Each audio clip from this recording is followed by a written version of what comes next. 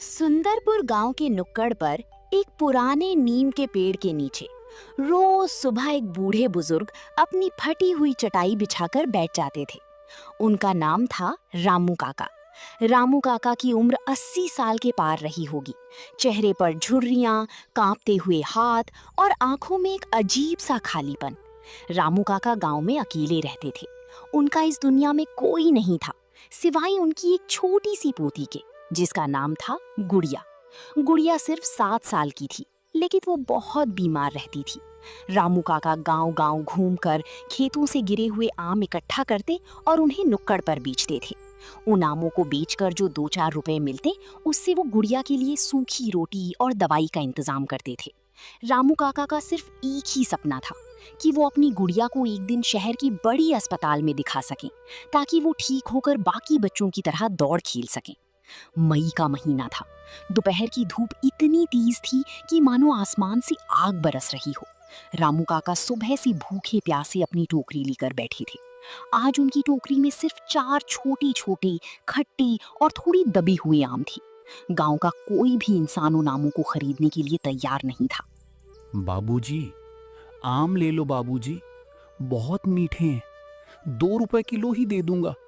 ले लो बाबूजी, मेरी गुड़िया घर पर बीमार है। लेकिन लोग आते, उनकी टोकरी को देखते, मुंह सिकोड़ते और आगे बढ़ जाते। तभी वहां से गांव की जमींदार का बेटा विकी गुजरा। विकी के हाथ में एक महंगी आइसक्रीम थी। वो बहुत घमंडी था। ए बूढ़े, ये सड़े हुए आम बेचने बैठे हो? इन्हें तो हमारे घर की गाय भी न खाए। इन्हें फेंक क्यों नहीं देते? छोटे मालिक, ऐसा मत कहो।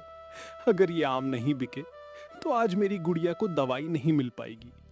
वो कल रात से बुखार में तड़प रही है। भगवान के लिए 2 रुपए दे दो बाबूजी। चलो हटो यहाँ से, भिखारी कहीं के। रोज रोज का नाटक है तुम्हारा। जमीन पर बिखरे उन 4 आमों को देखकर रामू काका के सब्र का बांध टूट गया। वो घुटनों के बल जमीन पर बैठ गए और रोने लगे। उनके आंसू धूल में मिल रहे थे।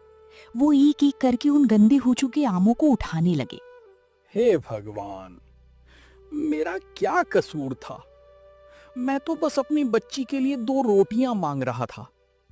आज मैं घर खाली हाथ कैसे जाऊंगा? मैं अपनी गुड़िया को क्या जवाब दूंगा?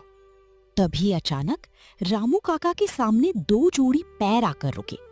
रामू काका ने आंसू पूछते हुए ऊपर देखा। वहां सफेद कपड़ों में एक बूढ़े साधु बाबा खड़े थे। उनके चेहरे पर एक अद्भुत चमक थी और आंखों में असीम दया।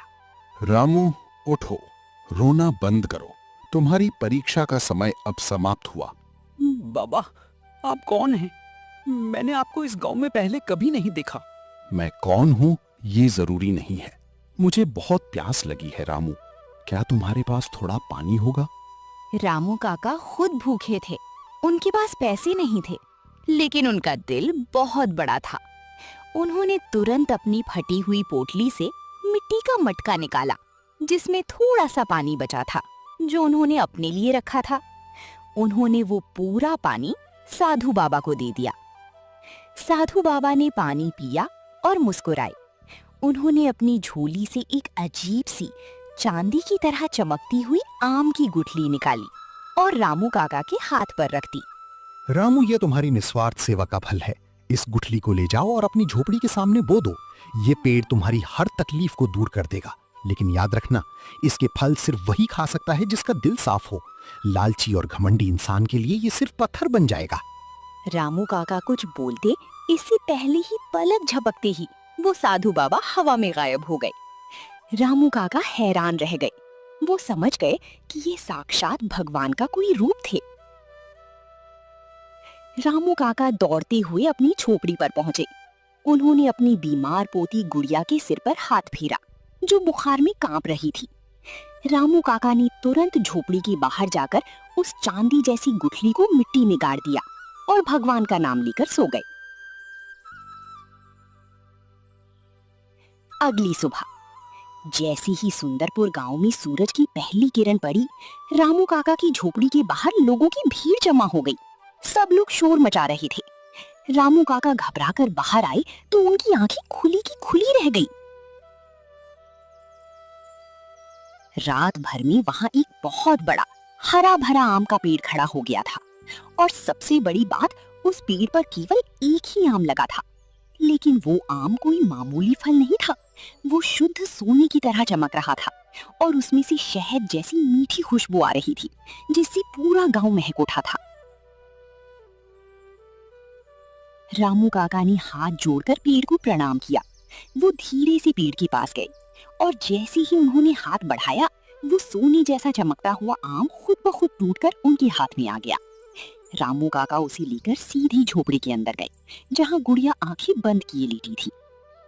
गुड़िया, मेरी बच्ची, आंखें खोलो। देखो, दादाजी तुम्हारे लिए क्या लाए हैं।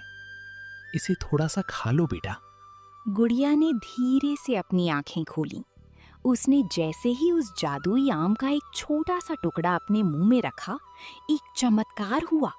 उसके चेहरे का पीलापन गायब हो गया, उसका तेज बुखार पल भर में उतर गया और वो बिस्तर पर उठकर बैठ गई। उसके शरीर में गजब की ताकत आ गई थी। दादाजी, मुझे अब बहुत अच्छा लग रहा है। मेरा दर्द गायब हो गया। हे भगवान, तेरी लीला अपरंपार है। मेरी बच्ची ठीक हो गई। जब गांव के जमींदार और उसके घमंडी बेटे विकी को इस जादुई पेड़ के बारे में पता चला, तो उनके मन में लालच आ गया।